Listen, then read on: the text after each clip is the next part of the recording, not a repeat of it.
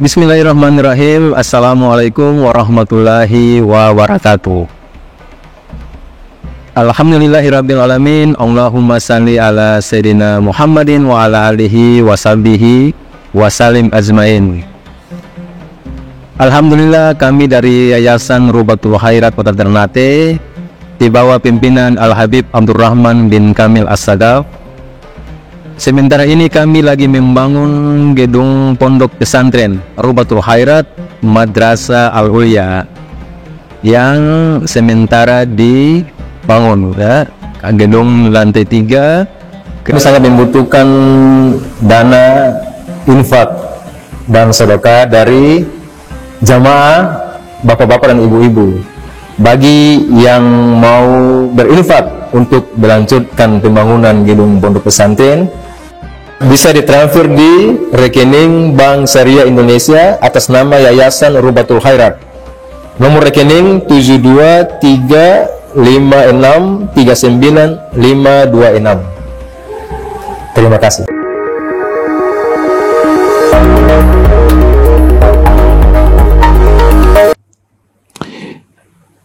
Hadis diriwayatkan oleh Sayyidah Aisyah. Beliau pernah berkata, saya bertanya kepada Rasulullah terkait menoleh, iltifat, ya, di dalam solat. Maka Nabi bersabda, itu adalah ikhtilasun, suatu rampokan. Ikhtilas itu rampok, rampokan dari syaitan, kata Nabi. Jadi kalau ada orang sholat lihat kanan kiri, itu syaitan sedang merampok sholatnya, kata Nabi Muhammad SAW. Maka statusnya sama. Kita ketika sholat dilarang melihat ke atas, begitu juga dilarang melihat ke kanan dan ke kiri, ya.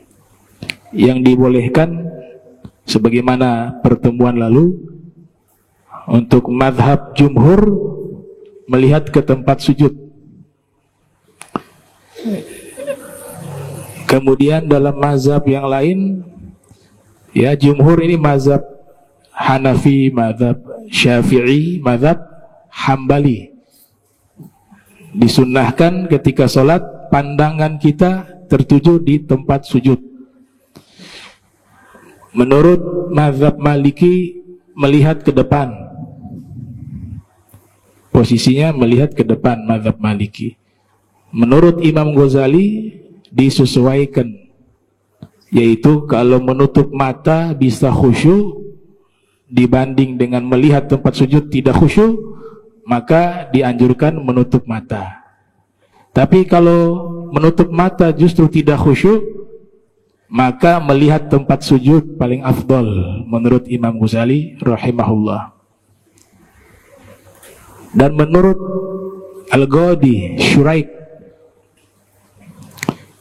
mengatakan ketika posisi berdiri dalam sholat, pandangan mata tertuju di tempat sujud. Ketika ruku', pandangan mata tertuju di tumit kaki, kedua tumit kaki atau tumit kaki. Ketika sujud, pandangan mata tertuju ke hidung.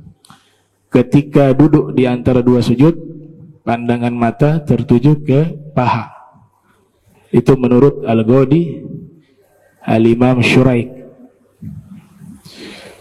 Tapi semuanya sepakat bahwa melihat ke kanan, ke kiri, dan ke atas hukumnya makruh. Al-Hafidh Ibnu Rajab Al-Hambali yang dilahirkan tahun 736 Hijriah, wafat 795 Hijriah, di dalam kitab Fathul Bari, Syarah Sahih Al-Bukhari, karya beliau mengatakan kenapa kita dihukumi makruh melihat ke langit. Beliau mengatakan wal ma'na fi karaha dzalika khusyu'ul musalli. Karena kalau melihat ke langit mengganggu khusyuknya orang yang sholat. Cenderung khusyuk itu melihat ke bawah.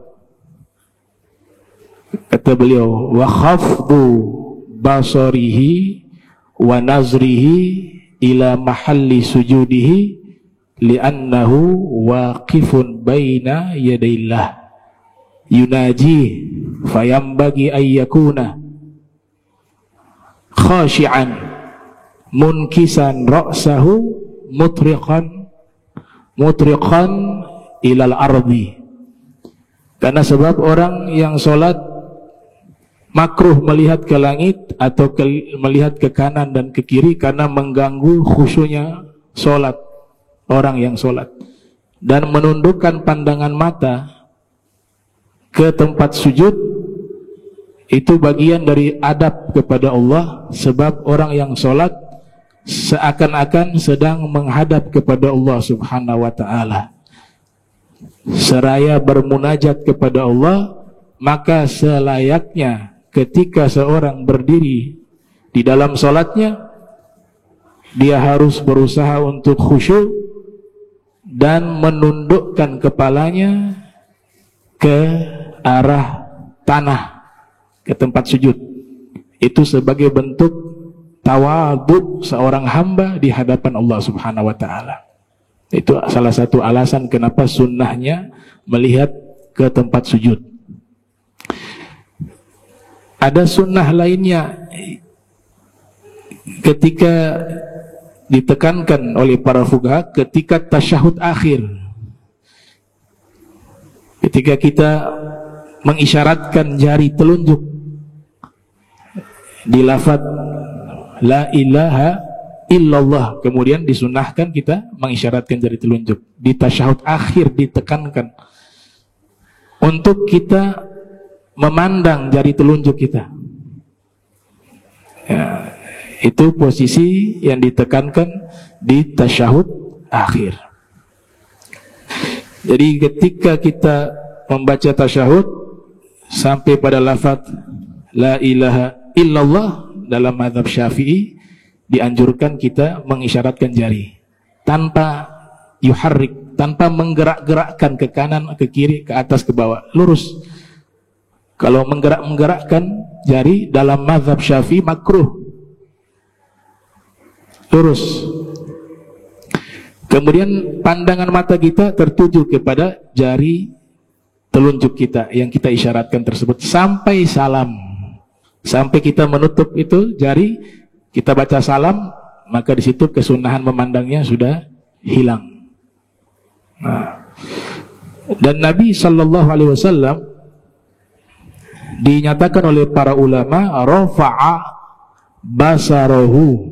Nabi sering melihat ke langit fi iddatil ahwal, di beberapa keadaan, tapi itu di luar sholat. Nah, Nabi di luar sholat selalu memandang ke langit. Al-Imam Al-Ghadiyat dalam kitab Ikmal beliau mengatakan haka ba'dul ulama'i al-ijma' ala nahyi an dzalika fi shalah. Sebagian ulama menghikayatkan, menceritakan, ya, hikayat, bahwa kesepakatan para ulama atas larangan melihat ke arah langit di saat sholat.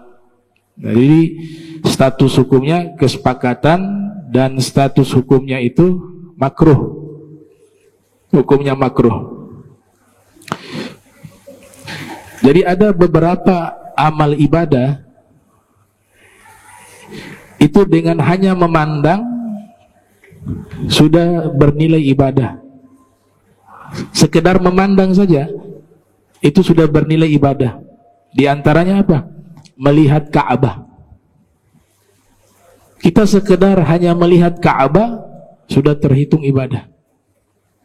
Sebagaimana riwayat yang dinukilkan oleh Imam Al-Baihaqi yang lahir tahun 384 Hijriah, wafat 458 Hijriah, Rasulullah sallallahu alaihi wasallam bersabda, "An-nadhru ilal Ka'bah ibadah." Memandang ke arah Ka'bah ibadah. Ada juga riwayat memandang wajahnya Imam Ali ibadah. Memandang wajahnya Imam Ali ibadah. Sebagaimana hadis di dalam riwayat Al-Imamul Hakim yang lahir tahun 321 Hijriah, wafat 405 Hijriah, di dalam kitab Al-Mustadrak, dan beliau mengatakan hadis ini derajatnya sahih. Nabi bersabda, "An-nadhru ila Ali ibadah." Memandang ke wajahnya Imam Ali ibadah. Sehingga Sayyidina Abu Bakar As-Siddiq radhiyallahu anhu pernah pada satu waktu tawaf, kan yatufu al-Ka'bah, ya, tawaf di Ka'bah, ya. Di saat itu juga fi nafsil waqt, di waktu yang sama juga Sayyidina Ali juga sedang tawaf. Para sahabat yang lainnya memperhatikan, biasanya orang yang tawaf melihat ke arah Ka'bah, tapi Sayyidina Abu Bakar melihat ke arah Sayyidina Ali selama beliau tawaf, sepanjang beliau tawaf. Jadi beliau tidak melihat ke Ka'bah, tapi beliau melihat ke wajahnya Sayyidina Ali bin Abi Thalib. Sampai selesai tawaf, ada beberapa orang bertanya kepada Sayyidina Abu Bakar As-Siddiq radhiyallahu anhu, "Kami memperhatikan engkau ketika tawaf, engkau pandang wajahnya Sayyidina Ali, tapi engkau tidak memandang ke arah Ka'bah. Umumnya memandang ke arah Ka'bah." Apa jawaban dari Sayyidina Abu Bakar? Beliau mengatakan, "Saya pernah mendengar Rasul bersabda sallallahu alaihi wasallam, an-nadhru ila Ali ibadah." Memandang ke wajahnya Ali ibadah. Jadi saya memandang kepada wajahnya Sayyidina Ali juga terhitung ibadah. Dan pemahamannya di sini ternyata memandang wajah Sayyidina Ali itu lebih afdol, lebih besar pahalanya dibanding memandang ke Ka'bah. Mafhumnya seperti itu. Ka'bah mulia tapi benda mati, hanya berupa bangunan segi empat. Dia menjadi mulia karena sebab perantara Nabi Muhammad SAW. Makanya ini bukan pernyataan ulama, pernyataan sahabat. Sayyidina Umar bin Khattab, beliau ketika mencium Hajar Aswad, sunnah ya, mencium Hajar Aswad kalau memungkinkan. Kalau kebanyakan orang dan nanti misalnya perempuan untuk memaksakan mencium, maka hukumnya jadi tidak baik. Cukup dengan simbol memberikan salam dan ciuman, sunnah hukumnya memang. Tapi apa kata Sayyidina Umar ketika mencium Hajar Aswad? "Ya Hajar, qad alimtu annaka hajarun." Wahai batu, kata Sayyidina Umar bin Khattab, saya tahu kamu ini hanya batu. La yadur wa la yanfa. Kamu tidak bisa memberikan mudarat, juga tidak bisa memberikan manfaat. Laula ra'aitu Rasulullah sallallahu alaihi wasallam qabbalak ma qabbaltuka abada. Seandainya saya tidak pernah melihat Nabi menciummu, maka saya tidak akan menciummu selama-lamanya. Jadi bukan Hajar Aswad itu substansi dari kemuliaan, tidak, tapi karena melihat Nabi menciumnya, maka Hajar Aswad menjadi mulia. Nah, Sayyidina Abu Bakar memandang wajah Sayyidina Ali karena faham betul ilmu ini. Orang soleh, beliau orang soleh, beliau orang yang sudah mendapatkan pernyataan resmi dari Allah bahwa Allah dan Rasul mencintainya. dan beliau juga mencintai Allah dan Rasul. Tentu kemuliaannya lebih karena makhluk hidup. Kemudian di dalam hatinya ada mahabbah kepada Allah dan Rasul. Ka'bah gak punya itu. Ka'bah benda mati. Bukan kita menafikan kemuliaan Ka'bah, tidak. Tapi orang-orang yang dekat dengan Allah, derajat mereka lebih tinggi daripada Ka'bah. Derajat mereka lebih tinggi daripada Ka'bah. Yang mengatakan Ibnu Umar, sahabat, mengatakan bahwa seorang muslim di sisi Allah lebih mulia dari segala sesuatu yang ada di muka bumi ini, termasuk Ka'bah. Itu kalau statusnya dia seorang muslim yang memang dekat dengan Allah Subhanahu wa ta'ala.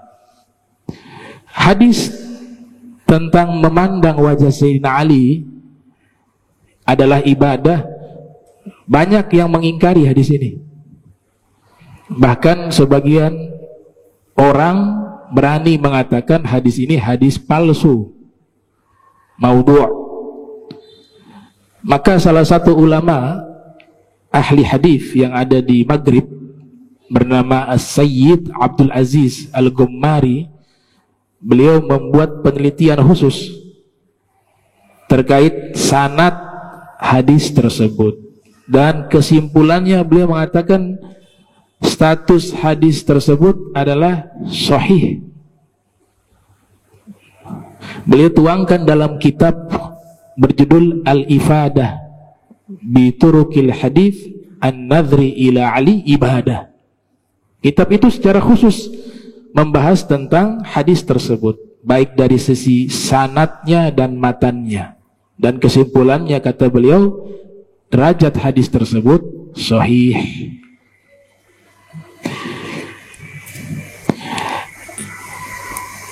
Memandang bisa mendatangkan pahala, maka konsekuensinya juga dengan memandang bisa mendatangkan dosa. Ada ulama mengatakan, namanya Syekh As-Saduq, beliau mengatakan di antara ibadah yang hanya dengan memandang bernilai ibadah, yang pertama tadi melihat Ka'bah bernilai ibadah, melihat wajah orang alim bernilai ibadah, melihat wajah orang tua bernilai ibadah, melihat mushaf, an-nazru fil mushaf biduni qiraah, ibadah. Sekedar memandang mushaf Al-Quran, artinya tulisan dari surat atau ayat-ayat suci Al-Quran, kita pandang sekalipun belum membaca, itu sudah bernilai ibadah. Lihat tulisannya ya. Kalau masih lihat mushafnya, itu belum bernilai ibadah. Harus dibuka, tulisannya itu kita lihat, itu bernilai ibadah. Bahkan Al-Imam Ghazali mengatakan di antara kafarat atas dosa mata, yang sering melihat yang haram, istighfar, minta ampun kepada Allah, dan cara mengkafaratnya diantaranya dengan melihat mushaf Al-Quran, melihat tulisan Al-Quran di dalam mushaf. Jadi melihat orang soleh, melihat Ka'bah, melihat tulisan dalam Al-Quran, melihat hadis Nabi, tulisan hadis Nabi, melihat orang tua, tentu dengan penglihatan ta'ziman, penghormatan. Karena Abu Jahal juga lihat Nabi. Abu Jahal tiap hari lihat Nabi Muhammad. Tapi apakah lihat penglihatan Abu Jahal kepada Nabi bernilai kebaikan? Tidak. Sebab Abu Jahal melihat Nabi dengan pandangan meremehkan, dengan pandangan bukan sebagai pandangan penghormatan. Nah, sehingga melihat sesuatu yang haram, itu di dalam Al-Quran Allah Ta'ala berfirman, "Qul lil mu'minin yaghuddu min absarihim wa yahfazu furujahum dzalika azka lahum innallaha khabirum bima yasnaun." Allah Ta'ala berfirman, katakanlah kepada orang-orang beriman, jagalah pandangan mata mereka dan jagalah kemaluan-kemaluan mereka. Sesungguhnya itu lebih mensucikan mereka. Sesungguhnya Allah mengetahui apapun yang mereka lakukan. Artinya melihat yang haram juga kena dosa. Melihat yang baik, melihat sesuatu yang baik bernilai ibadah yang tadi saya sebutkan. Melihat saudaranya yang muslim dengan pandangan meremehkan itu juga dosa. An-nazru ila akhika bil ihtiqar, memandang orang lain dengan pandangan meremehkan, itu pandangan itu juga dosa. Disebutkan oleh Al-Habib Ahmad bin Zaid Al-Habsyi dalam kitab beliau Risalah Al-Jami'ah.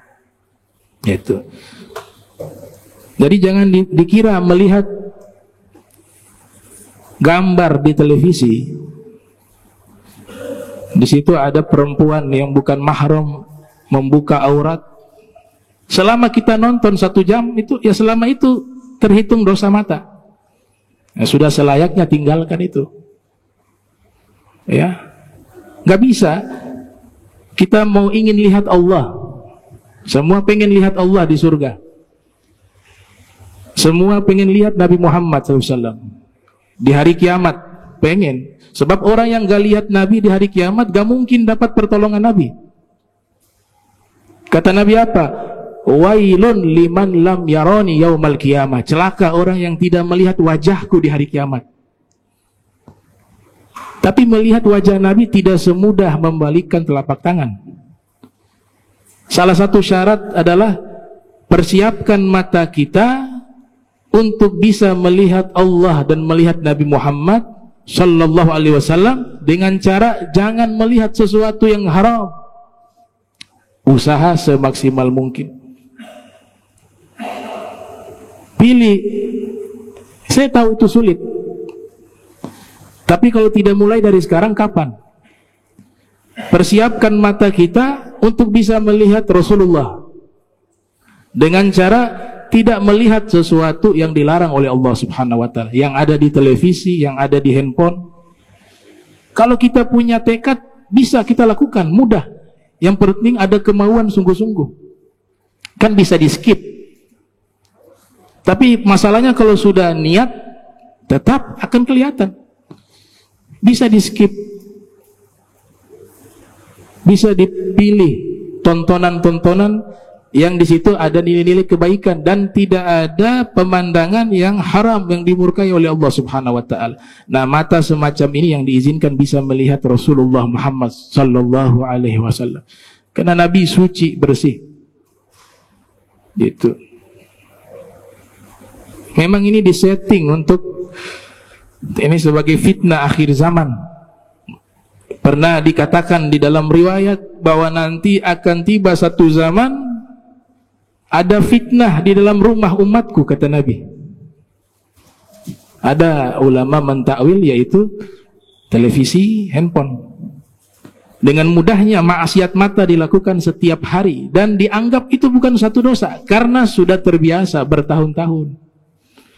Sehingga melihat aurat itu dianggap biasa. Ada yang mengatakan kita kan tidak syahwat ketika melihat. Haramnya itu memandang dan melihat, bukan karena ada syahwat atau tidak ada syahwat. Titik sampai di situ. Memandangnya yang haram. Qul lil mu'minin yaghuddu min absarihim. Allah Ta'ala berfirman di situ, jagalah pandangan mata mereka. Gak ada keterangan dengan syahwat atau tanpa syahwat. Karena nanti kalau sering melihat yang haram, semua ibadah ini terasa hambar. Antum punya sholat, ya rasanya tidak ada rasa. Antum ketika membaca Al-Quran, tidak ada rasa dalam membaca Al-Quran. Antum zikir, hambar. Kenapa? Karena ada dosa yang menempel di dalam mata kita. Gak bisa, harus dihilangkan. Makanya Nabi katakan, siapa yang meninggalkan pandangan karena takut kepada Allah atas yang haram, maka akan diganti pandangan tersebut dengan rasa manis di dalam keimanan yang dia dapati dalam hatinya. Jadi kalau mau khusyuk, tinggalkan yang haram dalam memandang sesuatu yang haram. Ya.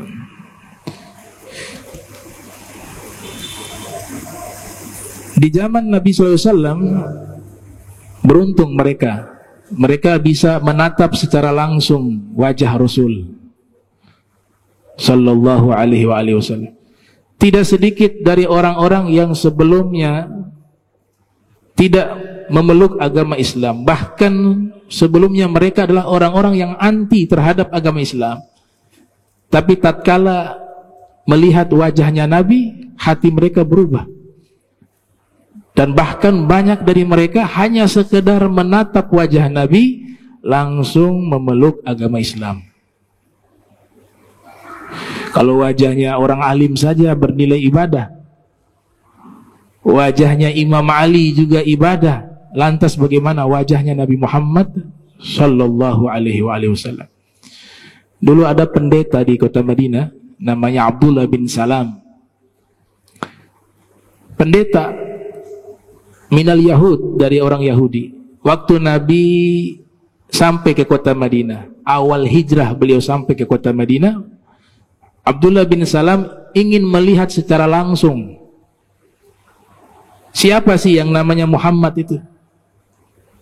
Dan beliau katakan, faji'tu finnas li'anzura ila wajhihi. Maka saya ikut bergabung dengan sekelompok manusia yang memang mereka ingin melihat Nabi Muhammad Sallallahu Alaihi Wasallam. Waktu Nabi pertama kali tiba ke kota Madinah di peristiwa hijrah, Abdullah bin Salam mengatakan, falamma ra'aitu wajhahu faqad alimtu anna hadzal wajha laisa biwajhin kadzdzab. Tatkala aku memandang wajahnya Nabi Muhammad, aku yakin ini wajah orang yang tidak pernah berdusta. Jadi hanya sekedar melihat wajah Nabi, dia sudah bisa menyimpulkan bahwa Nabi ini orang yang jujur, Nabi ini orang yang tidak pernah berdusta. Hanya sekedar memandang wajah Nabi Muhammad Sallallahu Alaihi Wasallam. Dan aku mendengar kalimat pertama yang diucapkan oleh beliau, afsus salam wa at'imut ta'am wasilul arham wasallu bil-lail wa nas niyam tadkhulul jannata bisalam. Kata Abdullah bin Salam, pertama kali saya dengar sabda yang keluar dari lisan Nabi, Nabi mengatakan, sebarkanlah salam, berikanlah makan, dan sholatlah di tengah malam. Di saat semua manusia tidur, niscaya kamu akan masuk surga dalam keadaan selamat. Setelah itu masuk Islam, menyatakan keislaman di hadapan Nabi, hanya sekedar memandang wajah Nabi. Ini wajah luar biasa. Ada penyair namanya Hasan bin Thabit. Kronologis masuk Islamnya beliau, di saat Nabi tiba di kota Madinah, ada musuh-musuhnya Nabi memberikan uang kepada Hasan bin Thabit dengan tujuan Hasan bin Thabit melihat Nabi, setelah itu membuat syair yang menyerang Nabi Muhammad, yang bertujuan merendahkan Nabi Muhammad. Kata Hasan bin Thabit, saya harus lihat orangnya dulu. Kalau sudah saya lihat orangnya, muncul inspirasi, saya lihat kekurangannya di mana, maka saya akan mengubah syair dengan tujuan untuk merendahkan Muhammad. Kata dia begitu. Jadi sebelumnya belum pernah bertemu dengan Nabi. Maka tatkala dapat informasi Nabi akan lewat di satu tempat, Hasan bin Thabit sudah berada di tempat tersebut, ingin melihat figur Muhammad ini seperti apa. Kata dia seperti itu. Waktu Nabi lewat, ada orang-orang mengatakan itu Nabi Muhammad. Dia lihat wajah Nabi Muhammad Sallallahu Alaihi Wasallam. Dia lihat dari ujung rambut, ujung kaki, gak ada kekurangan. Kalau secara fisik gak ada kekurangan, akhlak tidak ada kekurangan. Akhirnya dia kembali menemui kaum tersebut yang sudah membayarnya untuk menggubah syair merendahkan Nabi Muhammad. Ketemu orang-orang tersebut, dia kembalikan, ini uang kalian, saya kembalikan. Saya ingin menyatakan keislaman saat ini juga. Saya ingin bertemu dengan Nabi Muhammad dan saya ingin menyatakan keislaman. Kata orang-orang ini, musuh-musuh Nabi ini, mereka mengatakan, kami membayar kamu untuk mencela dia. Kok bisa sekarang berubah engkau masuk Islam? Kami bayar kamu bukan untuk ini. Kami perintahkan kamu bukan untuk hal ini. Maka Hasan bin Thabit, karena seorang sastrawan, saat itu juga secara spontan dia mengatakan dengan syair, lamma ra'aitu anwarahu sata'at wada'tu min khifati kaffi ala basari khawfan ala basari min husni suratihi falastu anzuruhu illa ala godri ruhun minan nuri fi jismin minal qamari kahilyah nusijat minal anzumi zuhuri. Jadi terbalik, syairnya niatnya buat syair untuk mencela Nabi, tapi ketika melihat wajahnya Nabi berubah syair pujian kepada Nabi Muhammad. Yang artinya apa? Tatkala aku melihat wajahnya, yang aku lihat adalah cahaya. Cahaya yang terang benderang. Dan aku meletakkan tanganku menutup mataku karena tidak sanggup melihat keindahannya. Dan aku hanya mampu melihat semampuku. Beliau bagaikan matahari, ruhnya bagaikan matahari, dibungkus dengan fisik bagaikan rembulan. Beliau seakan-akan seperti perhiasan yang ditenun dengan bintang-bintang yang bersinar. Setelah itu dia pergi tinggalkan kaumnya itu dan menyatakan keislaman. Setelah itu berubah menjadi pembela Nabi Muhammad lewat syair, ya Hasan uhjul musyrikin wa ruhul kudus ma'ak, kata Nabi. Wahai Hasan, sindir orang-orang musyrik yang mereka menyerang saya dengan syair, kamu balas dengan syair, kamu bela saya dengan syair, niscaya malaikat Jibril akan bersamamu, kata Nabi Muhammad sallallahu alaihi wasallam. Jadi hanya sekedar melihat wajah Nabi, berubah keadaan mereka yang tadinya pembenci berubah menjadi pencinta. Karena ini wajah-wajah yang istimewa.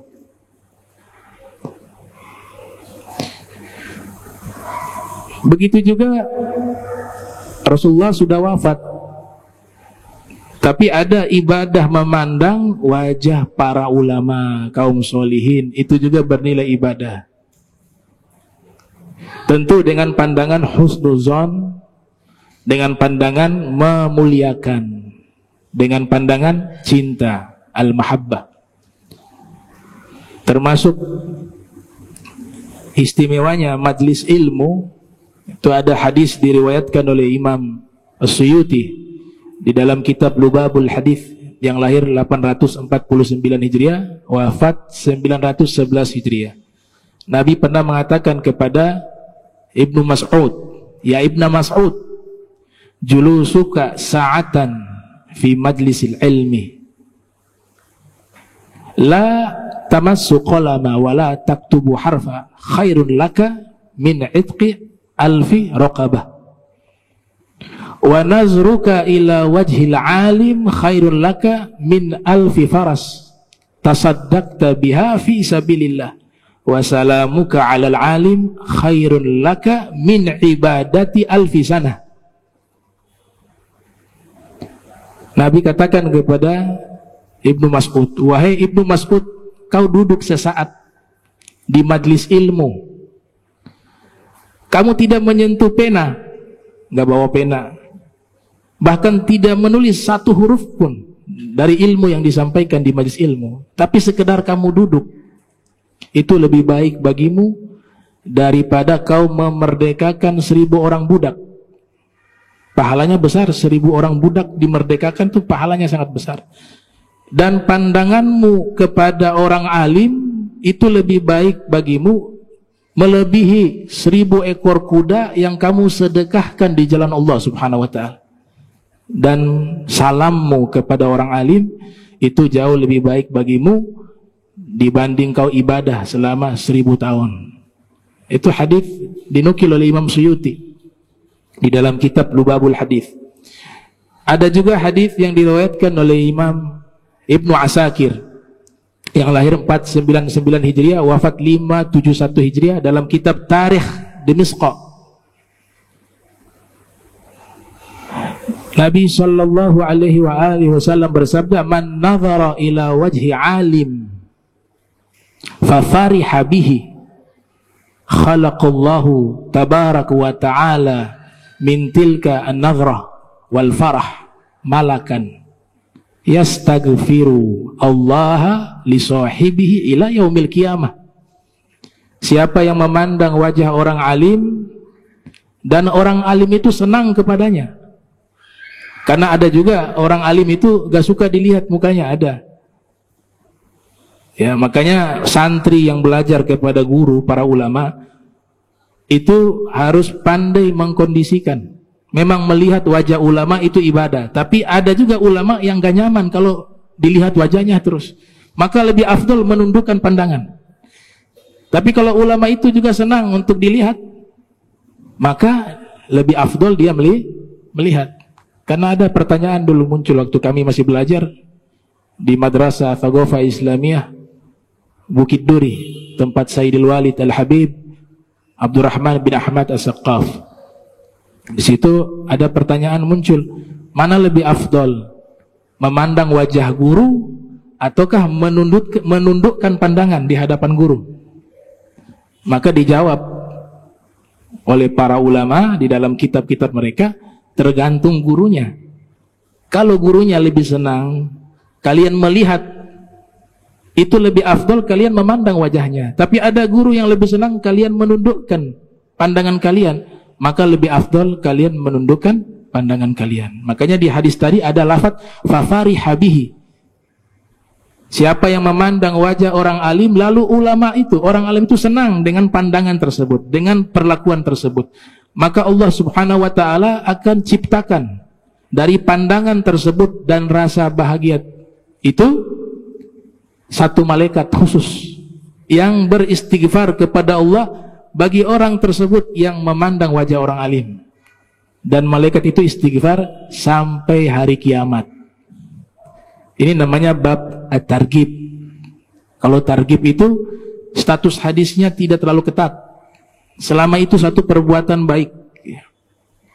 Sehingga hadis dhaif sekalipun bisa digunakan untuk motivasi amal soleh dan meninggalkan dosa, namanya tarhib. Nggak ada masalah itu. Karena hadis semacam ini biasanya statusnya diperdebatkan. Apakah sahih, hasan, atau dhaif? Kebanyakan juga mengatakan dhaif. Tapi untuk bab amal, targhibul amal, maka hal itu dibenarkan. Bahkan hadis hukum juga banyak hadis dhaif. Jadi pernyataan mengatakan bahwa hukum syariat harus dengan hadis sahih dan hadis hasan, ternyata terbantahkan juga. Ternyata banyak hukum syariat juga mengambil dari hadis dhaif. Bahkan dijadikan kitab khusus tentang masalah tersebut. Nah, ini keutamaan memandang, ya. Memandang para alim ulama dengan pandangan cinta, dengan pandangan penghormatan. Apalagi ulama itu seorang wali min auliyaillah. Ini status seorang wali, derajatnya tinggi sekali di sisi Allah Ta'ala.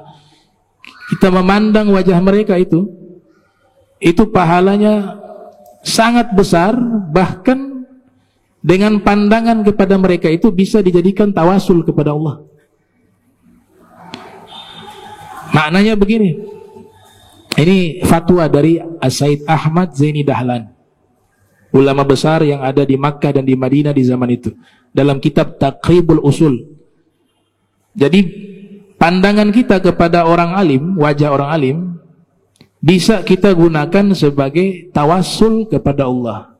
Ya Allah, aku meminta kepadamu dengan sebab aku pernah memandang wajah Fulan bin Fulan, ulama Fulan bin Fulan, tolong berikan aku rizki. Tolong, itu gak diharamkan dalam mazhab kita ya. Dari mazhab kita. Namanya tawasul, mintanya kepada Allah. Tapi perantara melihat. Karena melihat wajah orang soleh itu ibadah. Dan tawasul dengan ibadah dibenarkan dalam hukum Islam. Antum baca Sahih Bukhari. Ada kisah yang seorang masuk ke goa, kemudian ya ada 3 orang ya masuk ke dalam satu goa, batu itu menutup sehingga mereka bertiga tidak bisa keluar dari goa tersebut. Akhirnya mereka tawasul dengan amal masing-masing. Yang satu tawasul ya bahwa dia membawakan susu kepada kedua orang tuanya, dia menunggu, tidak mau membangunkan orang tuanya yang lagi tidur. Dia berdiri menanti orang tuanya sampai bangun, sampai waktu pagi baru diberikan susu tersebut. Kalau itu memang amal soleh, tolong ya Allah geser ini batu. Ada batu itu bergeser sedikit. Yang kedua diajak zina sama perempuan, tapi dia mengatakan saya takut kepada Allah, bergeser. Yang ketiga ada pekerja kerja kepada dia, gajinya belum dibayar dan orangnya pergi entah kemana, dia tidak mengetahui tempatnya, tapi gaji tersebut diinvestasikan sehingga berlipat ganda hasilnya dan diberikan kepada orang tersebut ketika dia kembali. Kalau memang ini amal soleh ya Allah, tolong geser ini. Akhirnya batu itu tergeser ya, ketiganya bisa keluar dari goa ya. Geseran pertama masih belum bisa keluar itu batu, geseran kedua masih belum bisa, yang ketiga batu itu tergeser, mereka bertiga bisa keluar. Kata ulama hadis, ini dalil bahwa boleh kita bertawasul dengan amal soleh. Nah, Al-Imam Said Ahmad Zaini Dahlan menceritakan dalam kitab Taqribul Usul, ada seseorang lewat di satu negeri. Pada waktu itu mereka sedang melaksanakan sholat istisqa, sholat minta hujan. Karena negeri tersebut mengalami masa paceklik, kekeringan, sehingga mereka sholat agar minta hujan. Ternyata sholat tersebut sudah dilakukan berkali-kali, tapi hujan pun tidak pernah turun. Lewat satu orang musafir, pendatang, masuk ke negeri tersebut. Dia lihat masyarakat sedang berkumpul. Terus dia tanya, kalian sedang adakan apa? Mereka mengatakan, kami sedang adakan sholat al-istisqa, sholat minta hujan. Dan kami sudah lakukan berkali-kali, tapi hujan tidak pernah turun. Kemudian pendatang ini mengatakan, musafir ini mengatakan, boleh tidak kalian izinkan saya berdoa kepada Allah agar Allah turunkan hujan? Mereka mengatakan, boleh, silakan. Dia berdoa, dan doanya aneh. Doanya tidak lazim. Dia mengatakan, Allahumma inni atawassalu ilaika bima fi ra'si fasqina. Allahumma inni atawassalu ilaika bima fi ra'si fasqina. Yang artinya, ya Allah, aku bertawasul kepadamu dengan berkat apa yang ada di kepalaku, tolong turunkan hujan. Ternyata tidak lama hujan turun. Dan ini kisah nyata, dimuat dalam kitab Taqribul Usul. Hujan turun, yang sholat istisqa berkali-kali, hujan tidak turun. Ini orang hanya doa sekali, hujan turun. Nah, ketika beliau membaca doa, kan mereka mendengar doanya. Ini yang hadir juga bingung, kamu punya doa kok aneh. Kamu meminta kepada Allah dengan sesuatu yang ada di kepalamu, itu maksudnya apa? Maka kata beliau apa? Itu maksudnya adalah aku berdoa kepada Allah dengan perantara sesuatu yang ada di kepalaku, yang aku maksud mata. Karena sebab mata ini ainun ra'at Aba Yazid Al-Bustami. Ya, fi ra'si ainun ra'at Aba Yazid Al-Bustami. Karena mata ini dulu pernah melihat wajahnya seorang sufi yang bernama Abu Yazid Al-Bustami. Itu. Jadi matanya pernah melihat seorang sufi, seorang wali dijadikan tawasul. Turunkan hujan. Kasus yang sama di Jakarta, Habib Soleh Tanggul di Tanggul ya. Ketika di Jember ya, mampir ke Jakarta di lapangan Banteng tuh. Ada lapangan Banteng dekat sama Masjid Istiqlal. Masyarakat sedang mengadakan sholat minta hujan karena pada waktu itu di Jakarta kekeringan, hujan tidak turun. Habib Soleh Tanggul lewat dengan mobil di situ. Tanya kepada sopir dan yang menemani beliau, ini mereka sedang sholat apa? Sholat minta hujan. Ini Jakarta hujan sudah tidak turun. Sudah cukup lama. Sudah diadakan sholat istisqa berkali-kali, hujan tidak turun. Kata Habib Soleh Tanggul, kalau gitu saya mau doa nih, biar insya Allah turunkan hujan. Di dalam mobil itu beliau doa. Selesai baca doa, itu awan hitam mulai kumpul, hujan turun. Dan itu disaksikan oleh beberapa ulama yang meriwayatkan kasus tersebut. Gitu. Nah, karena orang-orang yang dekat dengan Allah Subhanahu wa taala, mereka itu walaupun doanya sederhana diijabah oleh Allah. Orang suci, bersih, orang yang taat, orang yang patuh kepada Allah. Itu ditanya kepada Habib Soleh Tanggul, engkau terkenal sebagai orang yang doanya mustajab, rahasianya apa? Kata beliau, rahasianya adalah saya tidak meletakkan piston di kepala saya. Tahu piston? Orang sakit biasa kencing di tempat itu. Artinya saya tidak meletakkan di akal dan hati saya kotoran. Makanya doa saya mustajab, kata Habib Soleh Tanggul. Nah, terakhir ada sahabat terakhir yang wafat, diklaim sebagai sahabat paling akhir yang wafat, namanya At-Tufail. Namanya Tufail. Dia sahabat terakhir yang wafat. Dan beliau ini hanya melihat Nabi satu kali saja. Waktu Nabi membebaskan kota Makkah ya, tahun 8 Hijriah kurang lebih. Dia masih anak-anak waktu itu.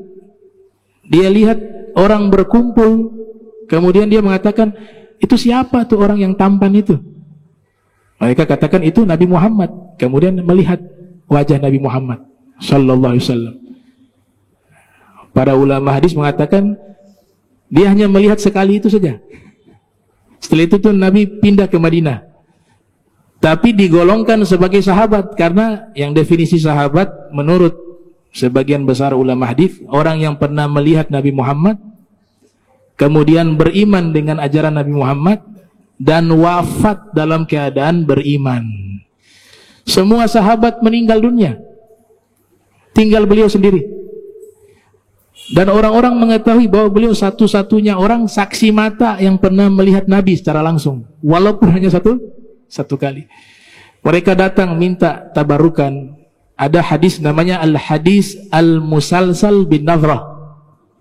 Hadis musalsal, hadis mata rantai dengan memandang orang. Ini orang ini punya juga sanad memandang gurunya. Gurunya punya sanad memandang ke gurunya, terus bersambung sampai kepada sahabat atau ahlul bait yang memandang wajah Nabi Muhammad sallallahu alaihi wasallam. Itu Syekh Yasin Al-Fadani punya sanad itu. As-Said Abdul Hayy Al-Kattani memiliki sanad itu.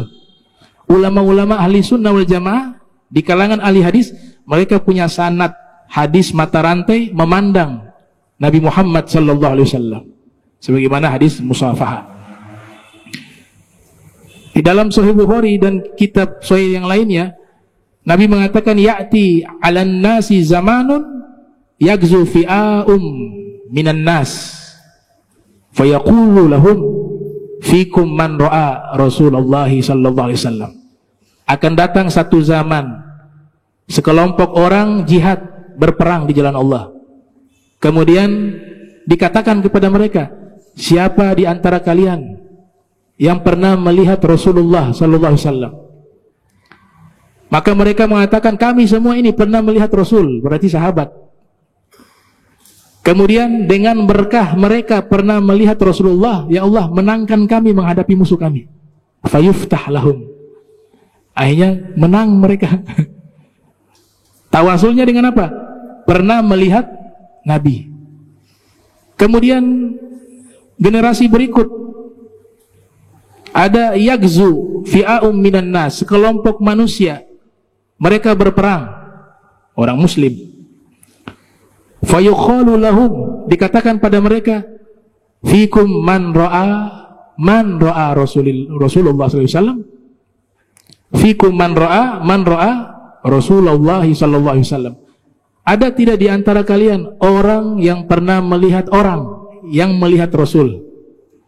Jadi tabi'in, mereka melihat, tidak pernah melihat Rasulullah secara langsung, tapi mereka pernah melihat sahabat yang pernah melihat Rasul, atau mereka pernah melihat ahlul bait yang pernah melihat Rasul. Fayuftah lahum, mereka bertawasul dengan pandangan tersebut, Allah menangkan mereka sampai generasi ketiga. Kata Nabi, datang generasi ketiga, ada sekelompok kaum muslimin berperang jihad fisabilillah, kemudian dikatakan fikum man ra'a Rasulullah SAW. Ada di antara kalian orang yang melihat orang yang melihat orang. 3 kali yang melihat Rasul sallallahu alaihi wasallam. Mereka mengatakan, ada, kami melihat orang yang pernah melihat orang yang pernah melihat Rasul sallallahu alaihi wasallam. Kalau begitu, dengan berkat pandangan tersebut, kita minta kepada Allah, semoga kita dimenangkan. Fayuftah lahum, dan Allah menangkan mereka. Nah, ini terkait masalah memandang, ya. Jadi jaga mata kita untuk persiapan melihat Rasul Muhammad SAW di yaumil qiyamah, ya. Kalau terpreset lagi, terjerumus lagi, tobat lagi. Tuh. Jangan putus asa. Tapi sudah waktunya kita itu harus menjaga, ya, menjaga pandangan mata kita. Itu satu perbuatan dosa yang sangat mudah dilakukan. Ada 2, kata Imam Ghazali, siapa yang menjaga 2 anggota tubuh ini, saya jamin surga, kata Rasul. Imam Ghazali riwayatkan, Imam Nawawi itu menjaga lidah dan mata. Fir riwayah, kemaluan. Kalau sudah mampu menjaga mata, lidah dan kemaluan dari dosa, Nabi berikan garansi, orang tersebut saya berikan jaminan surga, kata Nabi Muhammad SAW. Ya, mudah-mudahan kita bisa amalkan apa yang diajarkan dan diperintahkan oleh Nabi kita Muhammad sallallahu alaihi wasallam. Allahumma jam'ana hadza jam'an marhuma wa tafarraqna bi tafarruqan ma'suma wa la tajal minna wa la minna syakila mahruma. Subhanaka bihamdika asyhadu an la ilaha illa anta astaghfiruka wa atubu ilaik. Wa sallallahu sayyidina Muhammadin wa ala alihi wa sahbihi wa barik wasallam. Wa lafu minkum wassalamu alaikum warahmatullahi wabarakatuh.